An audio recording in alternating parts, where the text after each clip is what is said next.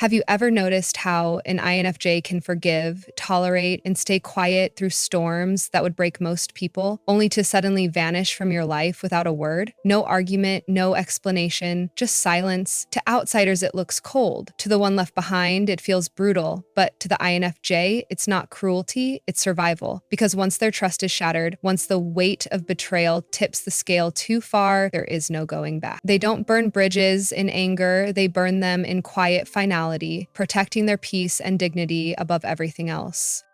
In this video, we're going to unravel the hidden psychology behind why INFJs cut ties so decisively, why their exits leave such a deep impact, and what it really means when they disappear from your life for good.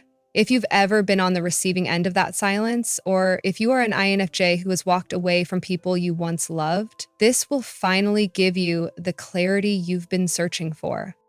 So before we dive in, make sure you hit subscribe and turn on notifications, because here on Brainy One, we break down the rare depth, mystery, and strength of the INFJ mind. And trust me, you won't want to miss what's coming next.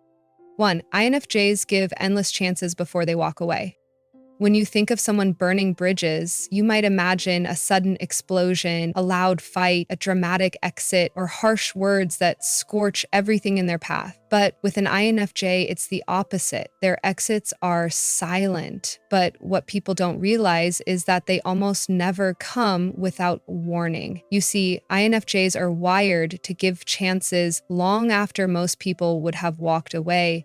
If you've ever had one in your life, you know this. They'll forgive the first lie, overlook the second, and rationalize the third. Not because they're blind, but because they desperately want to believe the best in you. They see your potential, not just your flaws, and they'll hold on to that potential even when your actions don't measure up.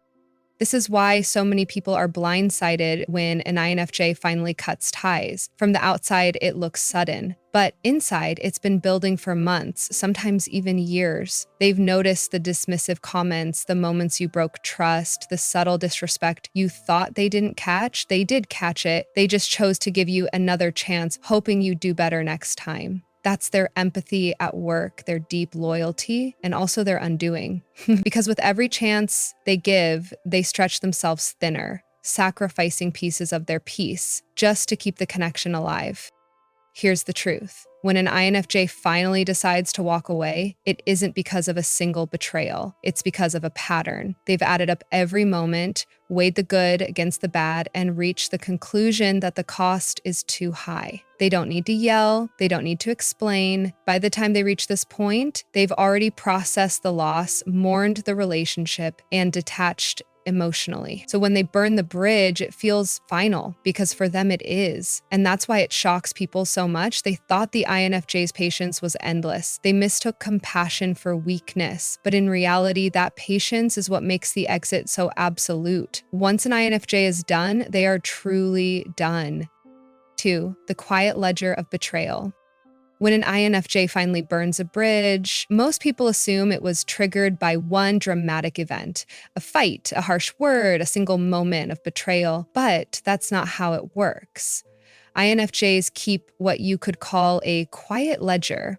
It isn't a list they consciously write down, but a record their mind and heart naturally create. Every time someone dismisses their feelings, every time they're lied to, every time they're taken for granted, it goes into that invisible ledger. And here's the part that shocks people. INFJs rarely confront you as each hurt happens. They don't throw it in your face. They don't demand explanations. Instead, they quietly file it away, adding another mark to the tally. To outsiders, it looks like forgiveness. To the person on the other side, it might even look like the INFJ has forgotten, but they haven't. They're weighing, observing, calculating. Their intuition connects the dots that others miss, noticing patterns in behavior long before the guilty party even realizes they're repeating them. They'll feel the subtle shift in energy when you're no longer honest. And while they won't always call it out, they'll never truly erase it from their memory. What makes this ledger so powerful and so dangerous is that it builds quietly over time. One slight won't destroy the relationship, 10 might not either, but eventually, the weight of accumulated betrayal tips the balance. And when it does, the INFJ doesn't announce it. They don't explode or threaten to leave. They simply close the book. That's the moment people never see coming, because the INFJ didn't fight you on every small betrayal. They gave you rope, they gave you chances, they gave you time to show who you really were, and when you did, they believed you. This is why people often describe an INFJ's exit as sudden or cold. It feels abrupt to the outside world, but it's been months, sometimes years in the making. The bridge wasn't burned in an instant. It was being doused with fuel drip by drip until finally the INFJ decided to light the match. That's why, once it's done, there's no reopening that bridge. Because by the time they're gone, the ledger is full, the pattern is clear, and the INFJ knows with certainty going back would only mean reliving the same cycle all over again. 3. Silence as the final warning. When an INFJ starts to go quiet, most people misunderstand it. They assume it's just moodiness or that the INFJ needs a little space before bouncing back. But in reality, silence is never casual for an INFJ. It's not about being passive-aggressive or avoiding conflict. It's a signal, the final warning before the bridge collapses completely. INFJs don't waste energy arguing with people who've already shown their true colors. They've learned that words rarely change behavior, and begging someone to respect them only creates more pain. So instead of engaging in endless debates, they withdraw into silence. That silence is their way of reclaiming control. It's their way of saying, I've seen enough, I understand what you're about, and I no longer owe you my voice.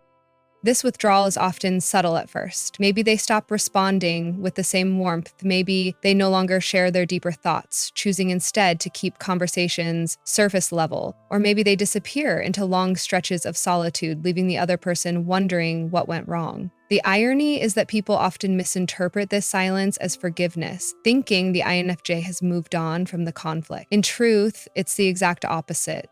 The INFJ has already begun detaching, and their silence is proof that they no longer feel safe investing emotionally.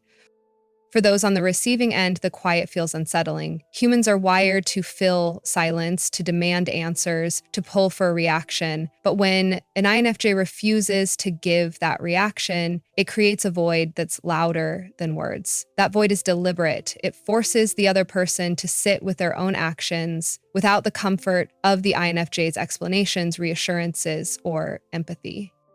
By the time an INFJ has gone silent, the bridge is already halfway burned. They may still be physically present, but emotionally, they've stepped out. And once that silence sets in, it rarely reverses. People who ignore this warning usually realize too late that the quiet wasn't temporary. It was the sound of the INFJ walking away for good.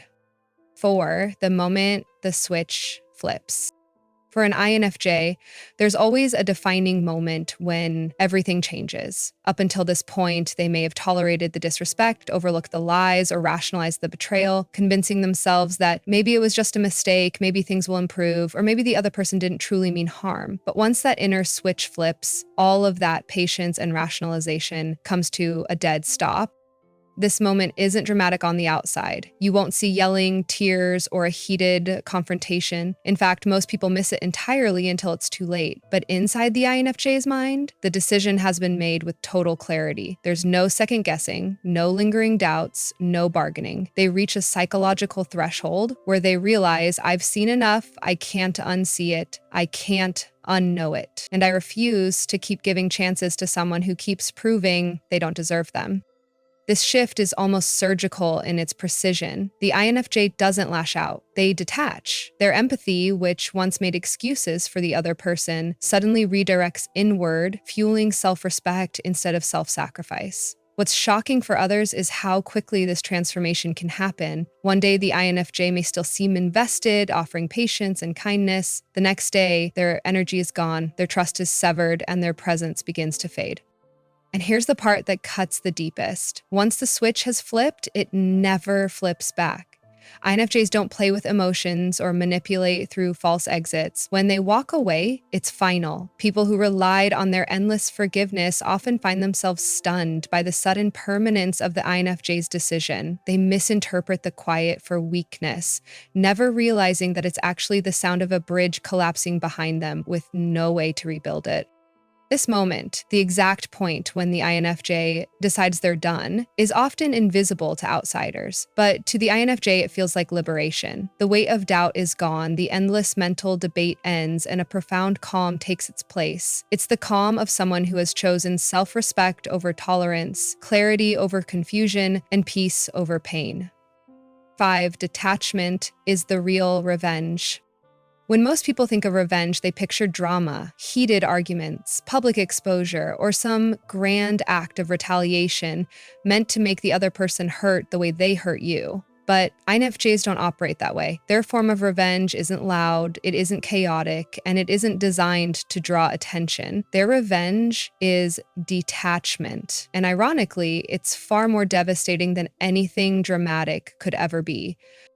When an INFJ detaches, it's not temporary. They don't withdraw to make a point or manipulate someone into chasing them. Instead, they remove their energy entirely. That warmth, empathy, and presence that once made others feel safe and understood, it's gone. And the void it leaves behind is deafening. For someone who's gotten used to the INFJ's constant support, this absence feels like a punishment they never saw coming. The power of INFJ detachment lies in how final it feels. They don't explain, argue, or justify why they're walking away. They simply stop giving their time and attention, and that silence becomes louder than any confrontation could. People who've crossed them often replay past moments over and over, trying to figure out when things shifted or what they could have done differently, but by then, it's too late. The INFJ has already closed the chapter in their mind. And here's the twist. INFJs don't detach out of cruelty, they detach out of self-preservation. For them, letting go is the only way to protect their inner peace from being eroded further. But to the person on the receiving end, it feels like the harshest consequence imaginable, not being worth a single ounce of energy anymore. What many don't realize is that this form of revenge doesn't just sting in the moment, it lingers. Long after the INFJ has moved on, the person they cut off continues to feel the silence. They notice the gap where empathy used to be. They realize the one person who truly saw them and understood them is gone, and they know that silence will never be filled again. This is why INFJs rarely look back once they've chosen detachment. It's not just about walking away, it's about reclaiming all the power they had been giving away for too long. Their absence becomes the most profound statement. I will never let you have access to me again. 6. The ripple effect of cutting ties.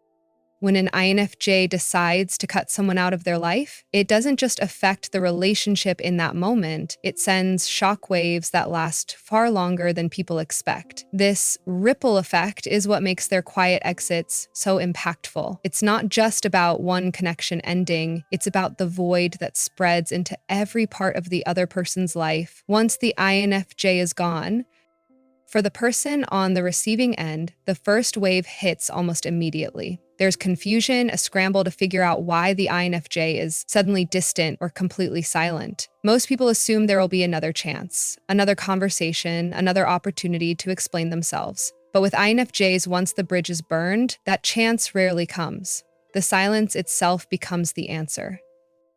The second wave is emotional realization. This is when it sinks in just how much the INFJ actually gave, the listening ear, the support, the intuition that often protected the other person from their own mistakes. Without it, the absence feels glaring. That realization often triggers regret, but it comes too late to repair the damage. And then comes the long-term ripple. The way the INFJ's absence reshapes how that person views relationships in general. They may become more cautious with others, knowing deep down that they once had someone who saw them completely and lost it. The INFJ becomes a measuring stick, a reminder of what they'll never have again.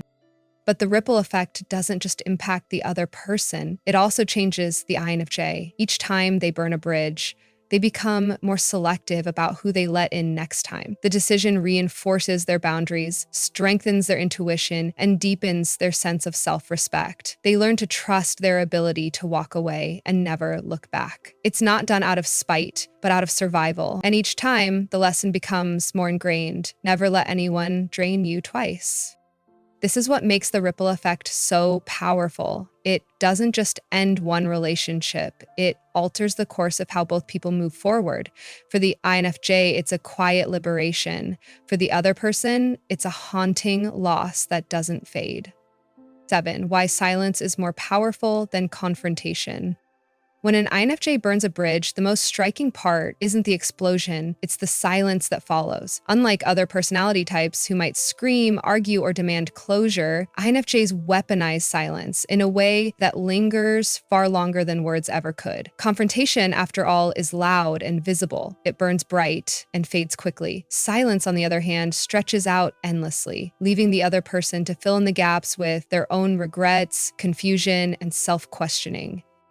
For an INFJ, silence isn't avoidance. It's a deliberate choice. They know that speaking their truth to someone who has already proven unwilling to listen would only waste energy. By choosing silence, they remove both oxygen and attention, two things that narcissistic or toxic people feed on. And in doing so, they flip the power dynamic completely. Suddenly, the one who caused the damage is left chasing shadows, trying to decode what the silence means, while the INFJ has already moved on.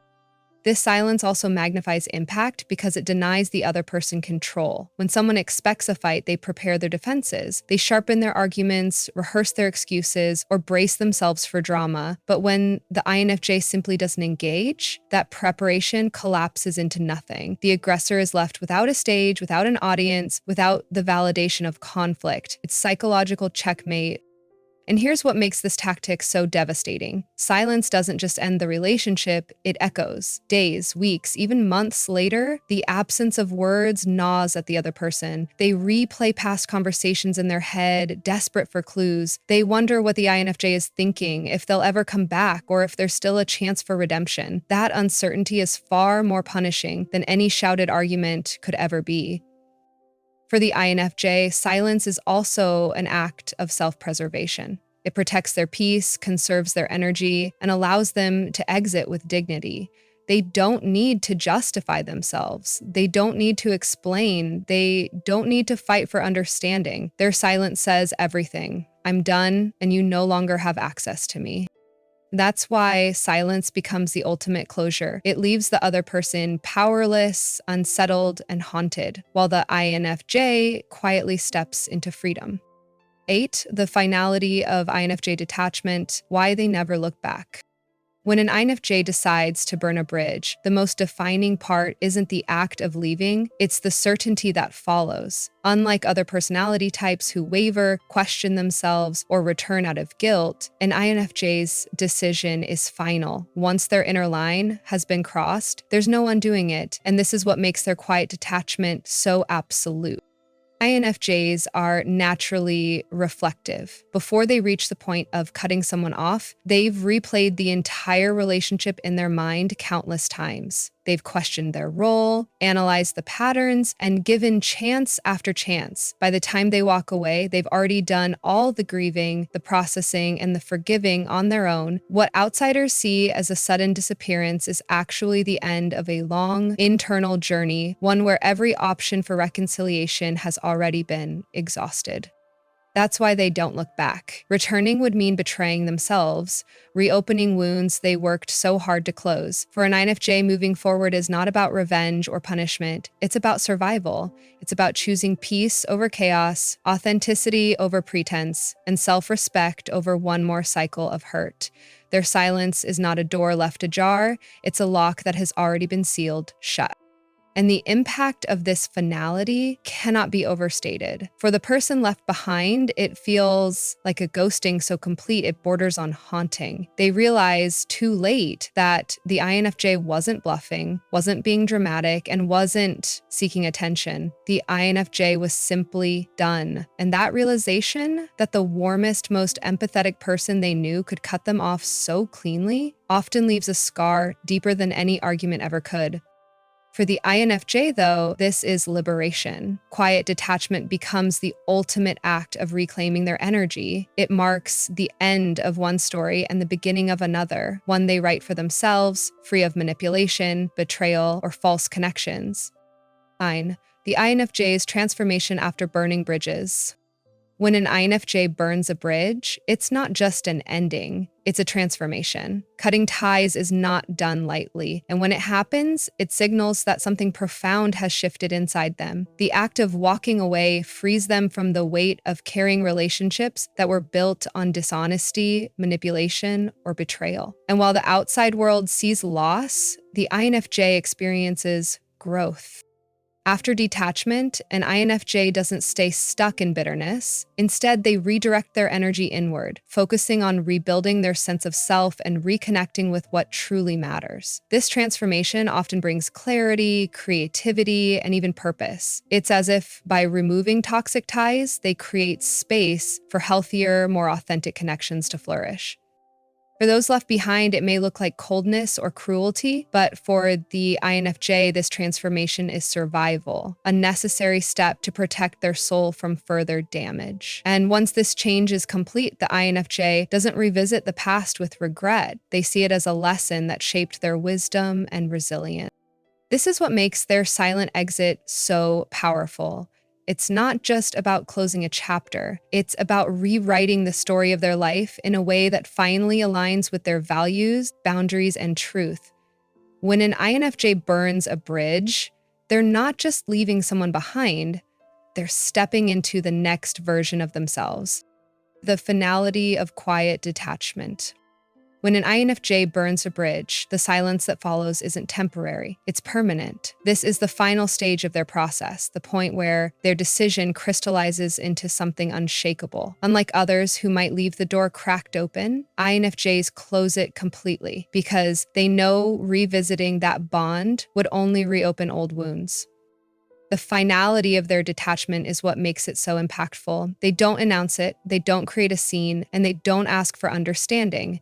Instead, they withdraw with absolute certainty, leaving no trace of doubt about their choice. To the outside world, it feels sudden and confusing, but in truth, it's the result of a long and quiet internal battle that ended in clarity. What many people don't realize is that this final silence is also an act of mercy, both for themselves and the other person. By refusing to re-engage, INFJs protect their own peace, while sparing the other from false hope or ongoing conflict. And once they've reached this stage, they won't look back, not out of bitterness, but out of deep self-respect. This is why INFJs are often described as unforgettable when they leave. The quietness of their departure carries a weight louder than words. It's not just the end of a relationship, it's the undeniable truth that they've outgrown it. And once that truth is accepted, there's no undoing it. When an INFJ burns a bridge, it isn't about revenge or punishment, it's about survival. It's about reclaiming peace after carrying too much weight for too long. By the time they walk away, they've already given more chances, more empathy, and more forgiveness than most people ever would. And when they decide it's over, that decision is absolute. Quiet detachment becomes their final act of strength, one that protects their soul and reminds the world that their silence is not weakness, but power. If you've ever wondered why an INFJ suddenly disappeared from your life, now you understand. It wasn't sudden. It was the result of countless moments where their trust was broken, where their boundaries were crossed, and where their patience finally reached its end. And when they go, they don't look back, because they've already looked forward into a future where they no longer carry what was never theirs to hold. Now I want to hear from you. Have you ever been the one to walk away silently, knowing it was the only way to protect your peace? Or have you ever experienced an INFJ disappearing from your life without explanation? Share your story in the comments. You never know who you might help by putting your experience into words. And if this video spoke to you, make sure to subscribe because there's so much more about INFJ's psychology and the quiet strength that most people will never understand.